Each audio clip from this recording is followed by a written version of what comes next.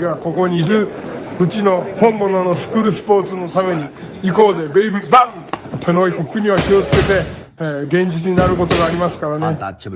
Alright, so we're going to go ahead and continue the long-standing tradition of covering Japanese boxing here on True School Sports. This is my post-fight review for Junto Nakatani versus Ryosuke Nishida, and the result of the fight is once again another early Junto Nakatani stoppage. He stops Nishida in the 6th round. His team had made the decision that he was no longer able to continue. There was a lot of swelling on his eyeballs. Junto Nakatani closed his eyeball shut. And, before I get into Junto Nakatani and his performance and what could be next for him, let me tip my cap to Ryosuke Nishida, because in boxing, sometimes you can get more respect in a loss than you do in a win. And Nishida, he's one of many world champions coming out of Japan these days, and with the shadows of guys like Naoya Inoue, Junto Nakatani, Kenshiro Taraji, even a guy like Tenshin, who's not a champion but a big name. It's been hard for him to get attention. It's been hard for him to get any sort of notoriety. And I think in this fight, he came. Nishida doesn't have a lot of punching power. He's not renowned for his punching power, but as I said in previous videos, his punching power is more effective and it is better than his record will indicate. He only had 2 knockouts in 10 of his fights coming into this fight, but I've been telling you guys, he's got more pop than you realize when he's in the ring. And I think in the first 2.5 to 3 rounds, Junto actually felt some of that power, because there were many times in the first 2 or 3 rounds where Nishida was pushing Junto back. He was placing that little left hand to the body, and he was able to be very effective early in the fight. And I thought to myself, I said, wow, maybe this Inoue fight might be in jeopardy. Maybe Nishida might actually be able to do something with Junto, because he wasn't fighting in a manner that was reflective of his knockout ratio. Nishida was going in there to try to knock out and hurt Junto Nakatani, which, I respect it, and I think it's great from an entertainment standpoint, but, like they say in some of the old movies, sometimes your heart can get you killed, or in this case, get you hurt really badly. And I think that's what happened, because Junto, after the early onslaught, after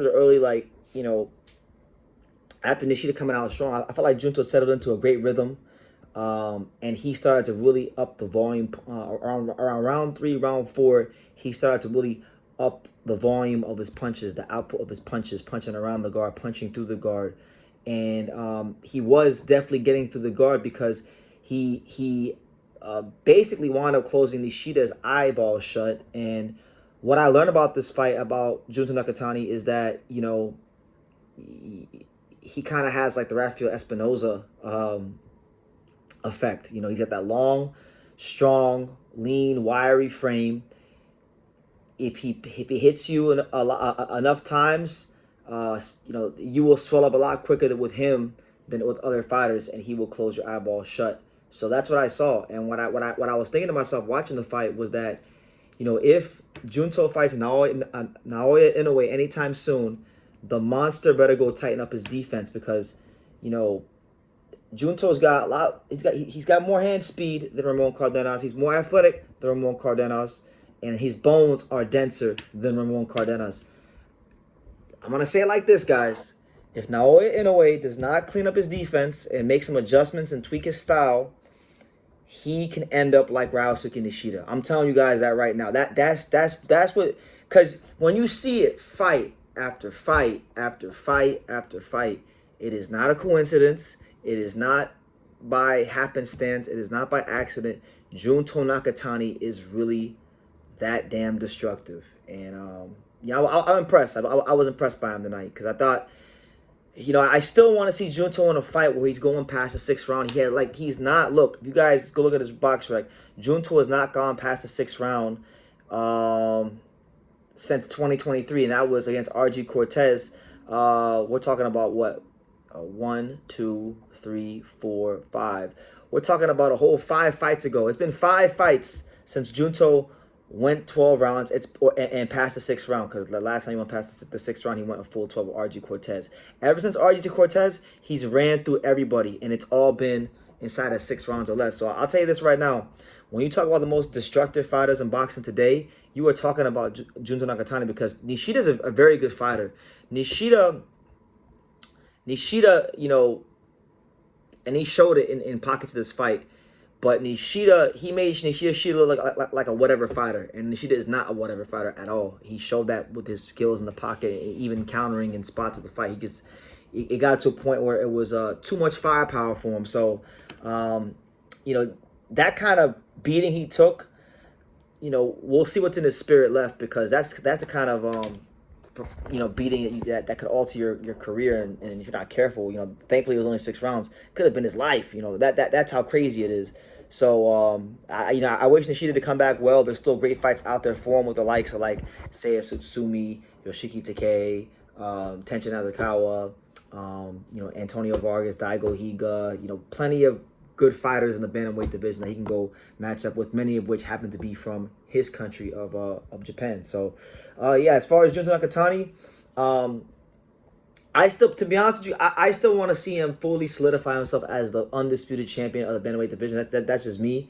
So, you know, he could possibly fight maybe Tenshin, who was on this undercard and got a win over Victor Santillan. I know he's Junto's #1 contender. He could fight Yoshiki Takei, who's a WBO champion.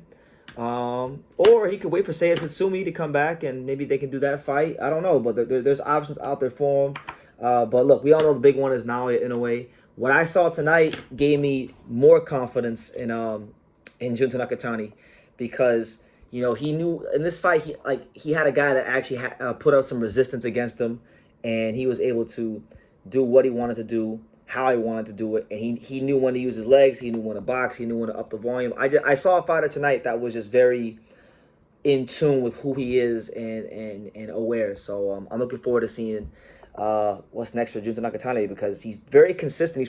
He's like, fight by fight, he's proven to be one of the most consistent fighters in boxing. And look, they put him in there with a guy, Nishida, who is better. Like, Nishida is significantly better than his last 3 opponents, you know, as far as Contreras, Tassana Salapat, and Vincent Alasarabio. Nishida is a better fighter than all those fighters. And the better the fighter was, I think the better Junto Nakatani we got. So that's a great sign, and that's a scary sign if you're a Naoya Inoue fan or the monster himself. You got some work to do. So let's see how it goes, man. We'll see what happens. But yeah, great fight. Junto Nakatani is now your unified WBC IBF World Bantamweight Champion of the world. You know, Sekai Champion. You know, so there you go. Bantam Q, Sekai Champion. He is that. He is the world champion. So let me know what you guys think in the comments down below. What did you make of Junto Nakatani in this fight? What do you make of him moving forward? And yeah, as well as Nishida, leave your comments down below. Make sure you guys take the time to subscribe. And like I say in every single one of these videos, you can love me or you can hate me, but I'm just a kid from Dania. So until next time, take care, guys.